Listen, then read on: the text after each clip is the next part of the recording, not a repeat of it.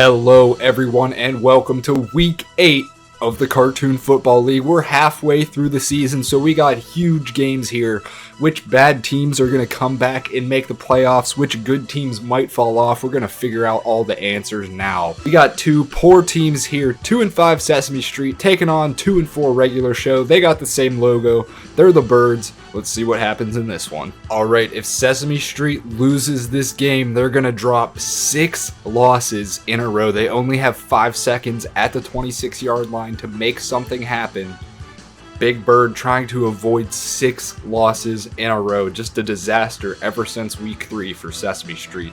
Big Bird will line up under center with 5 seconds to go. The clock trickles down. It's a corner blitz and he is sacked. They do get one timeout left, so there will be one more play. His Big Bird's under center. He snaps it. Needs to find a man. He's sacked.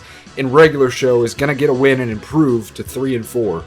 Really good matchup here. 6-1 Simpsons taking on 5-2 Hey Arnold. Very big game for both of these teams. Alright, so the Simpsons putting on an absolute beating on Hey Arnold. They win this one 31-10, and Hey Arnold is back on Fraud Watch. Next up, another really good one. Hopefully we get some highlights out of this one. It's the 4-3 Ninja Turtles taking on the 4-2 King of the Hill. Alright, so it's third down and we have a tie game at 14.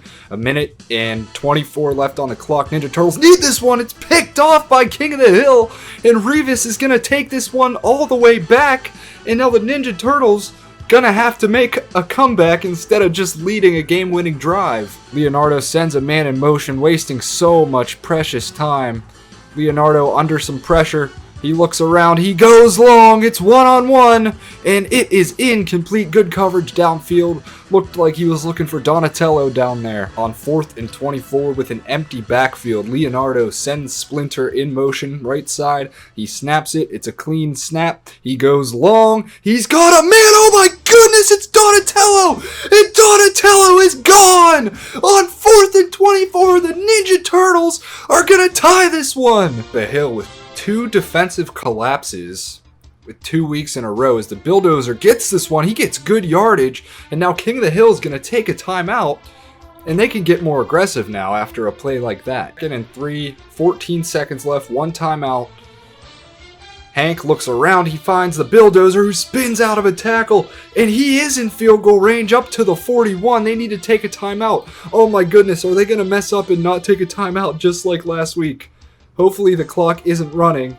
The clock is running. They need to hurry up and call a timeout, and they do. King of the Hill's defense gave up that 94-yard touchdown pass to Donatello.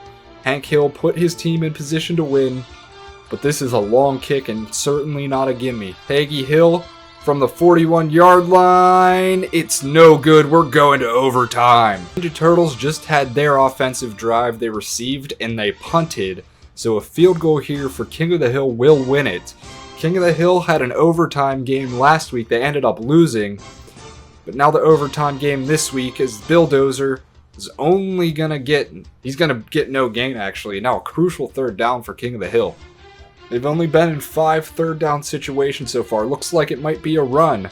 Bill has ran well today. It will not be a run. It'll be a pass. And he finds Dale Gribble open. Spins out of 1 tackle. Can't get past the second guy. And he is up to the 45 for a King of the Hill first down. Hank Hill under center from the 45. It's a draw. And Bulldozer has a lot of open room. Bulldozer breaks tackles. That'll set up Peggy Hill for a chip shot field goal. 2 yards under 100 on the day, and he looked fantastic today, the Bulldozer. And Peggy Hill for the win. She had a chance to put it away earlier today, missed it. Let's see what she does here. The kick is perfect, and a valiant comeback effort by the Ninja Turtles will not be enough as King of the Hill holds on to win this one 24-21. What a game. Alright, the Airbenders at 1-5 taking on 4-2 Chowder. I believe Chowder's the division leaders, so need to win this one to hold on and improve that divisional record. Alright, so one of those divisional games where you just never know what's going to happen. Ang with 2 touchdowns there. They win this one 24-6 over Chowder. 3-3 Bojack Horseman struggling versus the Powerpuff Girls at 1-6, struggling even more. Alright, another game that looked closer than it actually was. Bojack Horseman gonna take this one 13-10. Powerpuff Girls scored a touchdown late. It was 13-3, so BoJack Horseman improves to 4-3 on the season. Backyardigans 6-0 back from their bye week. 2-5 Smiling Friends gonna be taking them on. Will the Smiling Friends be the team to make them not undefeated? We shall see. Smiling Friends just capped off an 87-yard kick return by Mr. Boss for a touchdown. And the Backyardigans now in danger of their first loss against the Smiling Friends. Uniqua in the shotgun. Nobody open so far. Goes deep. Has a man. It's Pablo. Big gain on the sideline. And a great start to this drive for the Backyardigans. 47 yards to go. Uniqua in the same formation. It's quick. And Ocho Cinco has it. There goes Ocho Cinco. He breaks one tackle. He breaks another. And Ocho Cinco finally pushed out at the 4. And the Backyardigans making it look like backyard football out here. But over 200 passing yards on the day. It looks like a run formation. Uniqua it will not be a run. Passes it. It's picked off by Revis. What a job by the Smiling Friends defense. 3 timeouts left for the Backyardigans, but they're one step closer to their first loss. That was some Pete Carroll type coaching, not running the ball from the 4-yard line.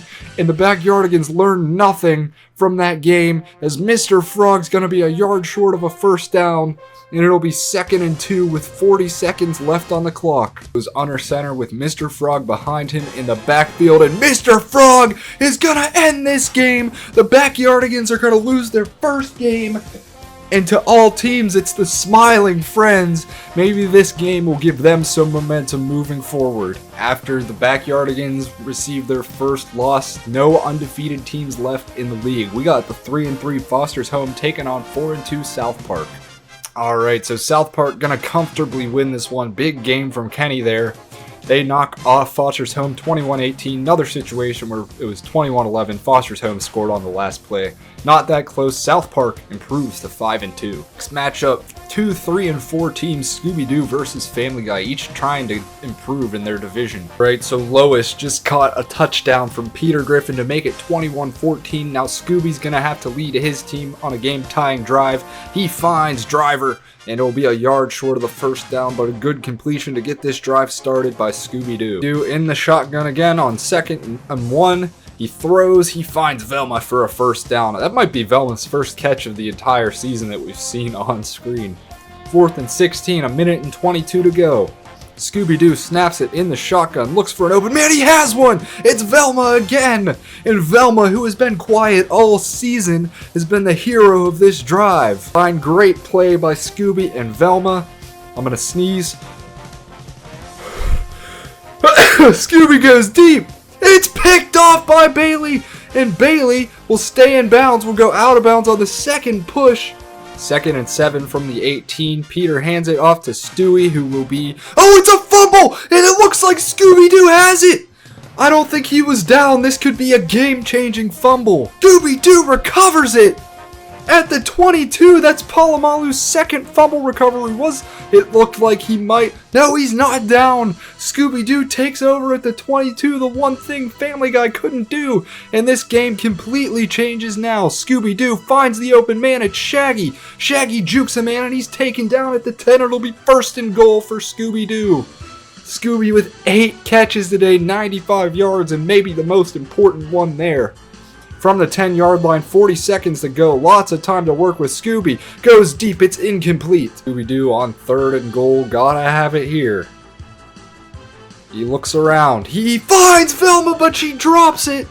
A crucial play. Velma targeted 4 times on this drive. Caught all of them, but the most important one. And it'll be 4th down, and this is your ball game. You do 29 seconds left in regulation from the 5-yard line. Scooby snaps it.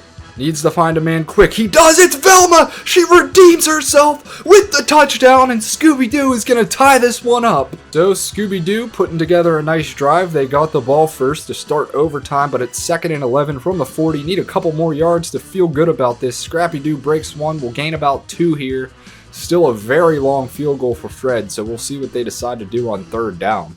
This is going to be about a 53-ish yarder. Fred has it up. It is really close. It is no good. And Family Guy in amazing field position now. These teams, it just seems like the CPUs in overtime never get aggressive enough when they're at that 40-ish yard line. Now Stewie's going to take this one. He's got a good gain, and Stewie is going to be a yard short of a first down at the 46 of Scooby-Doo. 2nd and 6. This could be the last play before we see the field goal kicker Meg come out and attempt it. As Stewie has room here, and it definitely will. They're not going to need to kick a field goal because Stewie is in, and Quahog, Family Guy, going to win this one. After a scare at the end of the 4th quarter, they hold on. Next up, the 3-3 Muppets taking on 2-4 Ed, Ed, and Eddie. Alright, so Ed, Ed, and Eddie, Plank with 3 touchdowns. They stacked up a couple wins over the last few weeks. They take this one 34-10. Next up, 2-4 Pokemon taking on 5-2 Futurama after their big loss to the Simpsons. So Futurama holds on to win this one in a boring game, 13-7 defensive battle. Futurama improves to 6-2. 4 games to go, 4-2 Rick and Morty taking on the 2-4 Rugrats. Rugrats have won 2 in a row after an 0-4 start. Alright, so the Rugrats win streak will not continue. They're going to drop this one, 21-10, comfortable win for Rick and Morty. On Sunday Night Football, we got 2-4 SpongeBob taking on 3-4 Bob's Burgers. Chance for SpongeBob here in the first snow game in New Jersey. I think it's November in the Cartoon Football League, but it's snowing. Bob's Burgers gonna knock off SpongeBob, win this one 16-7. And on Monday Night Football, final game of Week 8, we got the 5-1 Looney Tunes taking on the 2-4 Flintstones. Alrighty, so the Flintstones just scored a touchdown to go up 14-10 over the Looney Tunes. And can they hold on to pull off the upset in this division rivalry? For the score, my cat is attacking my computer. Hopefully it lasts through this game as Bugs Bunny throws a dangerous pass, and it's caught by Marvin Martian. Should have been picked off, but Marvin Martian with the concentration, that looked like a dangerous throw. 2nd and 10 now from the 29-yard line, bunch formation for Bugs Bunny. He looks around, can't find anybody open. He'll take it himself. He's got a lot of room. Bugs Bunny down to the 5-yard line. On Looney Tunes with 2 timeouts, they can do whatever they want on these next few plays. 28 seconds to go. They will hand it to Porky Pig. No, it's play action, and it's caught by Roddy White for the touchdown. Bugs Bunny to Roddy White. They're going to go up 17-14, and Bedrock Flintstones going to have to put their offense in position to try and kick a field goal. They have 3 timeouts still. On 2nd down, he does find an open man. It's Anquan Bolden, and he'll be taken down with 6 seconds to go. We will see Pebbles come out for the game-tying kick. Seconds to go. Pebbles kicks it, and the kick is perfect. We will likely go to overtime. We'll see what happens on the ensuing kickoff. Won the toss. They got the ball first. It's a 2nd down from the Flintstones, 44 on a good-looking drive. Bugs Bunny hands it to Porky Pig on the draw. They get a couple, only about 2 there. Scooby-Doo, who just got a little too conservative earlier this week. Bugs Bunny, 3rd and 8, looking for an open man. Gonna get sacked, and the Flintstones are gonna have their own chance. Flintstone moving the ball well there at the Looney Tunes 40 now. 26 seconds left to play in overtime. I think these games just go to a double overtime. And Fred throws across his body. Dangerous throw. Could have ran for the first down. Instead, he takes a risky throw, and luckily it falls incomplete. Fred snaps it. Looney Tunes blitz. It's picked up by the running back, and wide open is Wilma. Wilma gonna end it on a walk-off touchdown. And the Looney Tunes, who are one of the best teams in the league, their record is gonna suffer. So Week 8 has been a week of the upsets. We will take a look at the standings when we get back to the main menu. Fred with 3 touchdowns. Great game from him. Alright, let's take a look at our standings. As always, we start in the AFC North. Jimmy Neutron still has a tight grip at 5-2, and now the Fairly Odd Parents moved to 2nd at 3-4. SpongeBob and the Airbenders tied at 2-5. In the AFC South, the Looney Tunes just dropped one, so they fall to 5-2. Ninja Turtles behind them at 4-4. Flintstones right there at 3-4, 2-game win streak for them, and then Scooby-Doo have lost 4 in a row. They're 3-5. In the AFC East, Chowder's still holding on after a loss. They're 4-3. The rest of these teams in this division are 3-4. In the AFC West, the Simpsons comfortably at 7-1. They've won 4 in a row. Biggest win over Futurama last week. They also won, so they're 6-2. South Park right behind them at 5-2, and then Family Guy won, so they're 4-4. And this is easily the best division in the Cartoon Football League. In the NFC North, the Backyardigans finally lost their first game. They're 6-1. Dora behind them at 4-3, and then the Muppets and Sesame Street struggling. In the NFC South, Rick and Morty at 5-2, but BoJack Horseman right behind them at 4-3. Bob's Burgers also right behind them at 4-4, and then Phineas and Ferb at 3-4, not looking too bad either. In the NFC East, King of the Hill continues to be the kings of this division at 5-2, with the Aqua Teen Hunger Force right behind them. Important because Aqua Teen Hunger Force beat them a week ago. And then the Smiling Friends had a huge win over the Backyardigans, giving them some momentum. And Beavis and Butthead at 2-5. Don't think anybody's too worried about them. And finally, the NFC West. Hey Arnold just lost a game, but they're still far and away the leaders of this division at 5-3. The closest teams behind them, the Rugrats and Pokemon at 2-5. And then at the bottom of the league are the Powerpuff Girls at 1-7. Alright, let's take a look at the stats. Alright, so our stats, Stan Marsh, the leader in passer rating, but Leonardo, the leader in passing yards. He has had some great games. And our touchdown leader remains Jimmy Neutron. Interception thrower now is not Timmy Turner, turns into Scooby-Doo with 12. Our rushing leader is still Tyrone, despite the loss. Tyrone still holds the record for touchdown rushes as well. For our receivers, Boomhauer leads the league with 36 receptions. He also leads the league in receiving yards with 519. Boomhauer going for the triple crown. He has 6 touchdown receptions. He is leading the league in all passing categories. Alright guys, that's going to do it for Week 8. We are officially halfway through the season of the Cartoon Football League. Thank you guys so much for watching. We will see you in Week 9.